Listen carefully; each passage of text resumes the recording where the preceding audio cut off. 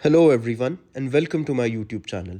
So, while working on a video of the declarations about Operation Sindoor and revelations on future procurement plans, which were made by the Air Chief Marshal, while doing that, my newsfeed was suddenly flooded with the Russians, quote unquote, rebuffing or refusing to agree to our request of supplying the Klimov RD 93A fighter jet engines to Pakistan.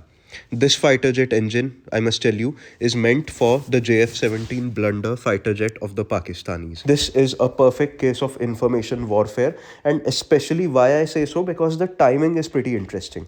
We must know that just a couple of days back, there was a declaration officially from the Kremlin stating that President Putin's visit dates to India have been finalized from 5th to 7th December 2025. So, isn't it interesting that it comes out just after this news has been published and preparations for that visit and a common minimum program for that visit is just being chalked out? Isn't that interesting, my friends? And why I say there are malified intentions is because, first of all, the first engine shipment of the RD-93 went to the Pakistanis way back in 2007, almost 20 years ago. Then, when fast forward to 2020, that is when this contract of RD-93 MA engines was signed, which is a slightly more advanced version of the RD-93. So, why wasn't there any outrage back then? Well, even if there wasn't, let us see this thing in the larger geopolitical happenings or larger geopolitical events back in the day.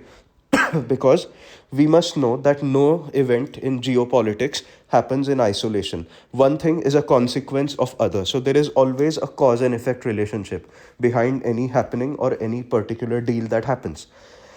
So back then, we were going all out for American equipment, for howitzers, for Apache helicopters, Chinook helicopters. There were negotiations going on for the MQ-9 Reaper, which ultimately did materialize in 2023.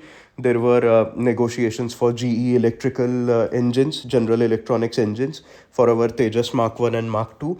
And obviously in 2023, that deal was also signed. There were events happening such as Howdy Modi back in September, October 2019, and Namaste Trump, which happened in January 2020. So back then, Indo-US ties were on the up and up. We were signing logistical agreements with the US military. We had a greater enthusiasm vis-a-vis the Quad, that confused little group which never could come up with a common minimum program or a particular path of what it wants to achieve. So it is in this context that Russia signed this deal with the Pakistanis. And even though the supply happens directly from Russia to Pakistan, one thing you cannot discount is the China factor. Yes, this JF-17 fighter jet is 42% Chinese and 58% Pakistani, with critical components like software and missiles and weaponry and all coming from the Chinese. It's basically the airframe and the assembly which happens in Pakistan. So, we should not discount the Russia China relation as well in this. And I'd go on to say that even if you go 4 years back, you see that much bigger defense deals happened between Russia and India. Wasn't it in 2021 that the first S-400 battery had been supplied to us? Wasn't it in 2020 that this joint venture for the AK-203 assault rifle, that joint venture started? Wasn't it just a few years ago that we received a transfer of technology for the AL-31 engines? Tell me, aren't these facts, my dear friends? And just a small comparison, this RD-93 MA Klimov engine is something which the Russians themselves don't use. They've only kept it for export purposes for the JF-17. What does that tell you about it? The Russians themselves have got much better engines to use, such as the AL-31, which we manufacture under the TOT over here at Nashik. It can perform three-dimensional thrust vectoring, which the RD-93 MA cannot. It has much better speed, much better fuel efficiency, and much greater application than this particular engine. So I'm not sure what the problem is about. In these past 5 years, we have seen two packages for the F-16s of Pakistan from the Americans, totaling up to almost like say one was $400 million earlier this year, and one was $450 million in 2022 under the Biden administration. So these are things also which we must keep in mind.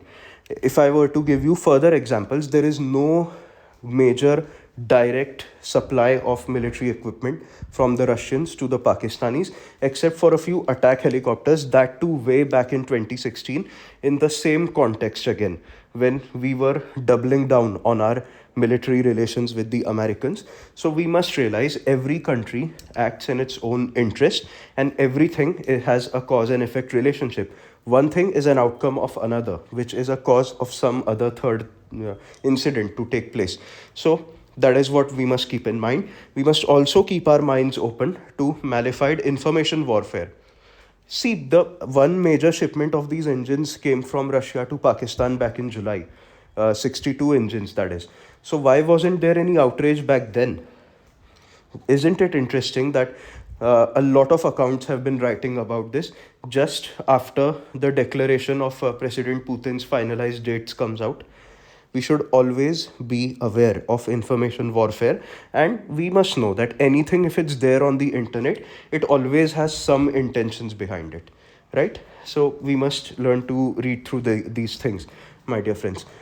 So, one more thing I would like to add to, see what we stand to get, right? Russians are actively offering us S-500, Su-57, both with major transfers of technology and local production. In fact, now it's coming to the fore that even the contract which we signed for the 5 S-400 batteries, that has a clause of buying 5 more units of S-400 at the same price. So that will be much more valuable for us, because it will enable us to overcome the effects of the constantly shifting value of the dollar, of constantly shifting inflation.